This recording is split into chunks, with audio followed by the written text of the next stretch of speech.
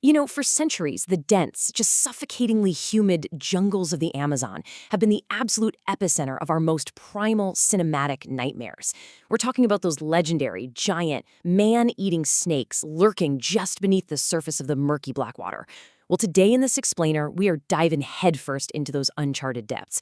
We're going to unpack the staggering gap between those terrifying local myths, the mind-bending prehistoric reality, and a massive, completely unexpected scientific breakthrough that literally just stunned the world.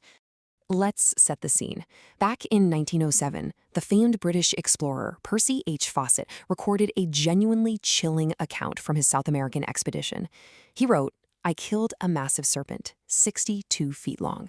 And honestly, indigenous Amazonian oral histories have whispered similar tales for generations. Stories of the Yaku Mama, a mythical beast said to reach upwards of 100 feet long.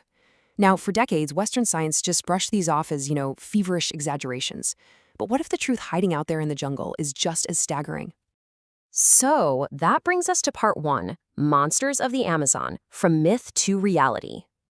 To really understand this, we need to lay out an evolutionary timeline. We're going to start way back, roughly 60 million years ago in the Paleocene epoch. Then we'll fast forward to a crucial genetic split about 10 million years ago, right before arriving at a truly groundbreaking discovery that happened in 2022. Part 2, Tainoboa, the prehistoric giant. Okay, rewind the clock 60 million years to what is now modern-day Colombia. Picture a sweltering prehistoric wetland. In 2002, deep inside an active modern coal mine, scientists unearthed a mystery, a massive fossilized spine. Now, at first glance, they just assumed it belonged to a giant crocodile, but upon closer analysis, jaws literally dropped. It wasn't a crocodile at all. It was a snake's vertebrae, and it was a full 3 times thicker than any modern anaconda on Earth. Using mathematical models, scientists managed to reconstruct this ancient beast, which they named Tainoboa. And the numbers here are just absolutely terrifying. This thing weighed a staggering 2,500 pounds. To put that into perspective, that is the mass of a fully grown adult black rhino.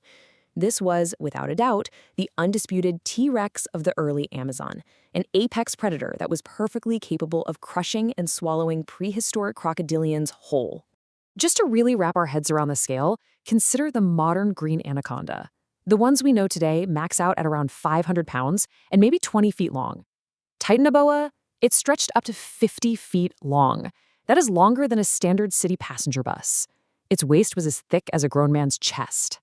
It was actually so impossibly heavy that if it were on dry land today, it would likely be crushed by its own immense weight. That means it had to rule exclusively in deep, murky waters just to support itself.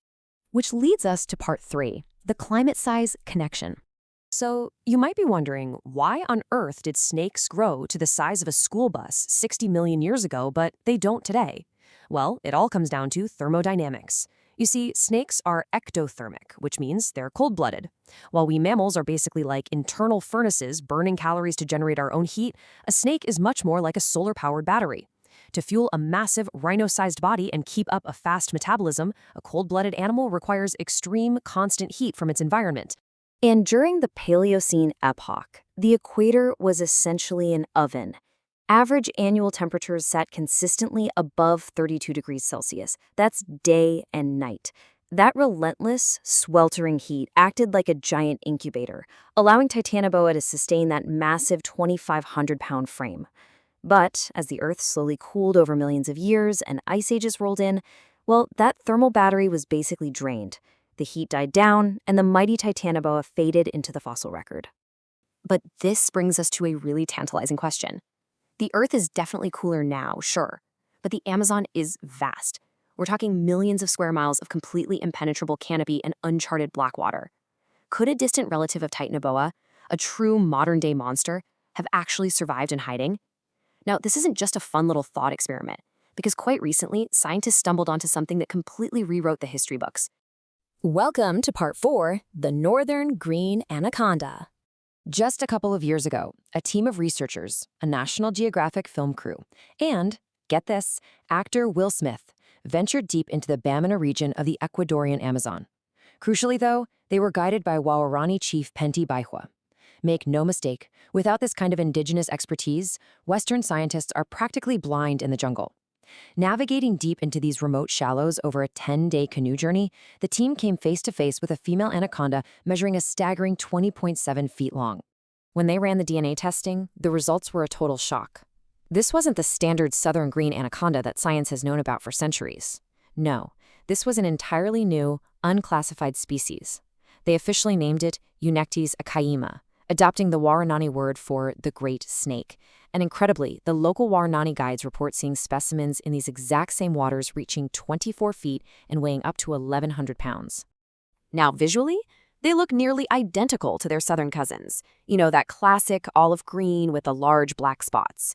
But the DNA reveals a massive, massive chasm, a 5.5% genetic difference. To really put that 5.5% into perspective for you, humans and chimpanzees, our closest living evolutionary relatives, we have a genetic difference of just 1.2%. Think about that.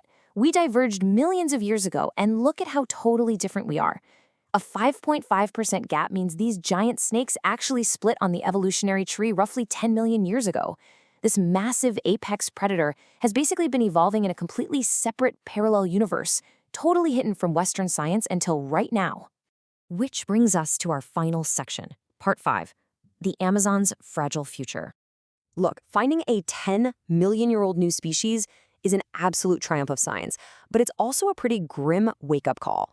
A 20-foot apex predator requires a massive, pristine territory just to survive.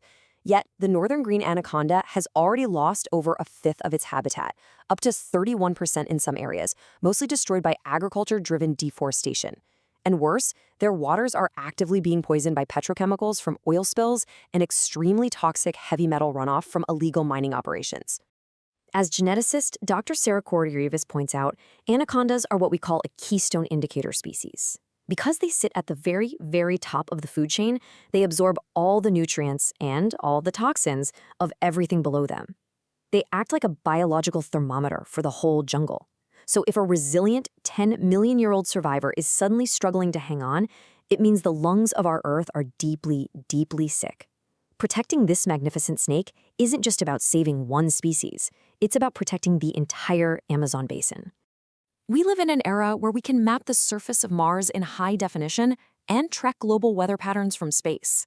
Yet down in the muddy waters of Ecuador, a 20-foot, 10-million-year-old apex predator managed to remain a total ghost to science until just a couple of years ago. It leaves us with a genuinely haunting question. As we push further into the uncharted shadows of the natural world, what other giants are quietly waiting to be discovered? Thanks so much for watching this explainer. Keep asking questions, and I'll catch you next time.